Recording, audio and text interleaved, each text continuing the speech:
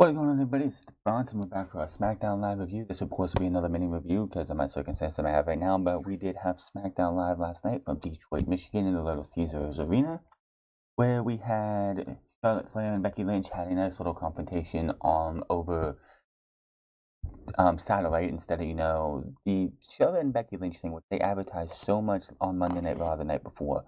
Kind of disappointing me with the fact that they had them in separate rooms instead of having them in the middle of the ring and having this confrontation and it leading to a brawl with one or the other beating the other one down.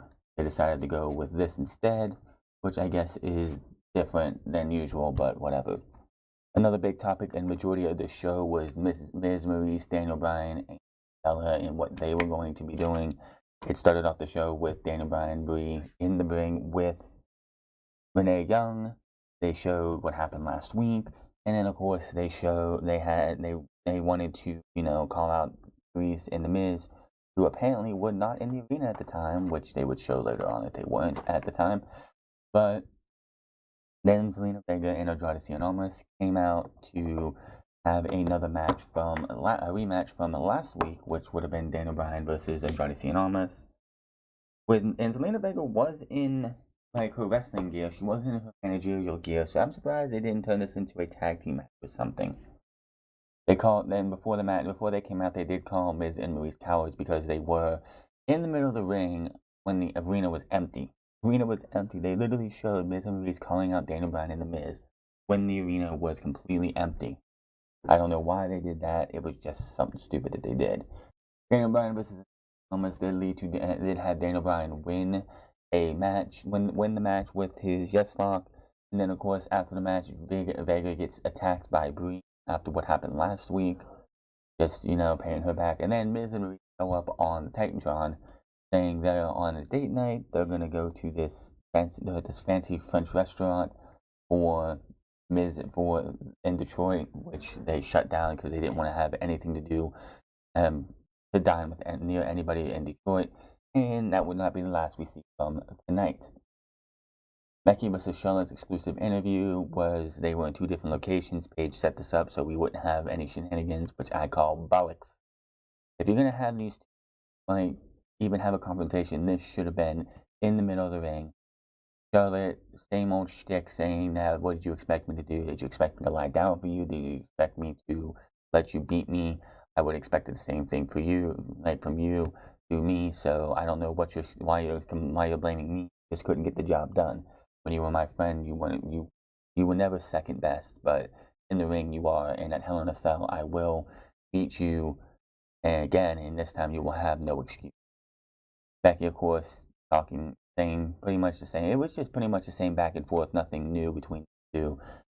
Becky is tired of being in Charlotte's shadow. Charlotte said, you were never in my shadow until you put yourself there, blah, blah, blah. Same old, same old. The biggest thing about this was when they showed Charlotte Flair first, they showed her and the crowd was booing her heavily. Booing her heavily. As soon as they showed Becky, the crowd was cheering her completely, and then they showed both of them and they were cheering for Becky the entire time until they cut down the audio so you couldn't pretty much hear the reaction. They even showed the feed between these two out to the crowd when they pan out, you see the crowd watching, and you couldn't hear anything. They cut down the sound of the crowd for whatever reason. I'm sure they were cheering for Becky and agreeing with Becky the entire time because everyone's tired of Charlotte getting everything that she wants. Becky Lynch just being put to the wayside. So that has been made official. We will have Becky Lynch versus Charlotte Flair at Hell in a Cell. Then we had Naomi versus Peyton Royce. This was a short, quick match. Naomi wins with a roll-up. Post-match, Billie Kay comes in and they beat down Naomi until Asuka, who hasn't been seen since, Extreme Rules? Asuka makes her return and makes the save for herself, for Naomi, and it has been made official that Billie Kay and Peyton Royce will go on 2-on-2 in a tag team match against Asuka and Naomi. I'm surprised this wasn't made a match for next week, but it is official. We will have the Iconics versus Asuka and Naomi at the Super Showdown. So, yay. We get a nice promo from Jeff Hardy talking about how he has He's been fighting his entire career to for his family, for titles, for his morals. Hasn't had any and Randy Orton is jealous of his the fact that fans gravitate towards Jeff Hardy more than they do Randy Orton. So it's a nice package for Jeff Hardy. We had one for Randy Orton later in the night, which of course was the same, like pretty much in the same vein. So I am looking forward to this. And of course, Jeff Hardy. It was nice as we. It was nice knowing him as long as we had, because we all know he's probably going to do some kind of swanton or something off the top of the cell. I don't expect him not to do something like that. In the back, we have Paige, who has Miz and Maurice actually show up, and it's like, oh, we had to cut our date night short because people here in Detroit, the restaurants here in Detroit, to serve stuff that I wouldn't even give my dogs. Dig at the nice place at Detroit. They want, I guess there was a match made for him later in the night with R-Truth, which I don't even want to know.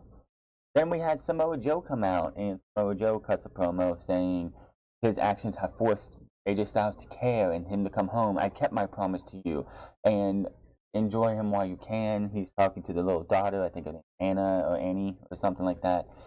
I'm going to take that title at Hell in a Cell, and I'm going to make Daddy go night night.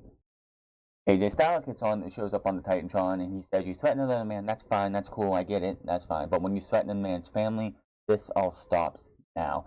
AJ Styles' music hits, and he takes a moment or two. I actually thought AJ Styles was going to attack from behind. You actually saw Samoa Joe, he's getting ready, he's like all ready to fight.